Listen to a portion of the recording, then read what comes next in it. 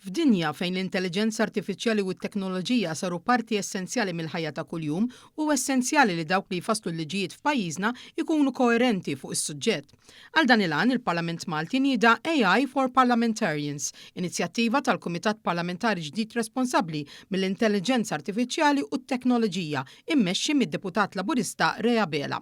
L-inizjattiva kienet ħabbret fl-ewwel laqgħa tal-Kumitat is-sena l-oħra biex tissaħħaħ il-kapaċità fl-ogħla istituzzjoni nazzjonali. F'kummenti lil One News lejlit l-ewwel sessjoni ta' taħriġ mill-Università ta' Malta, Rea Bela qalinna li l-iskop hu li dawk involuti jingħataw ħiliet apposta biex mhux biss jużaw f'xogħolhom l-AI bilad kbir ta' chatbots li jeżistu, iżda janalizzaw u jivverifikaw l-informazzjoni b'mod responsabbli. Kemm huwa importanti li nkunu aware ta' din l-intelligenza artifiċjali u xi ġib magħha.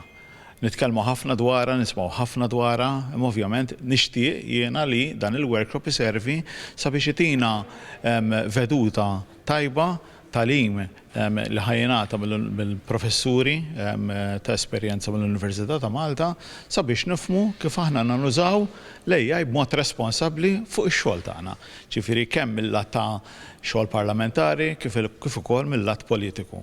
Tkellimna wkoll mal-Speaker Angelo Farrugia li qalinna li l-Parlament qed jara fi ħtieġa li jimxu l quddiem mal-intelligenza artifiċjali biex tajn fil-ħidma li ssir imma mhux li tiġi suġġett għaliha.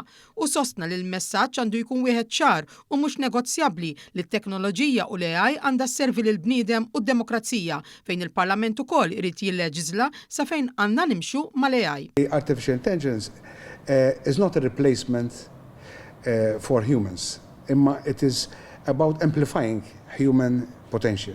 U dak li qed jagħmel il-Parlament Malti. U fatti il-Parlament Malti aħna konna minn qudiem jekk mhux wieħed mill-ewwel parlamenti fl-Ewropa illi għandna kumitat parlamentari dwar l-AI u t-teknoloġija. Din l-inizjattiva ipass ieħor fil-viżjoni usa tal-Gvern biex tissaħħaħ l-innovazzjoni f'kull settur u ġenerazzjoni kif tħabbar fil-budget għal din is-sena.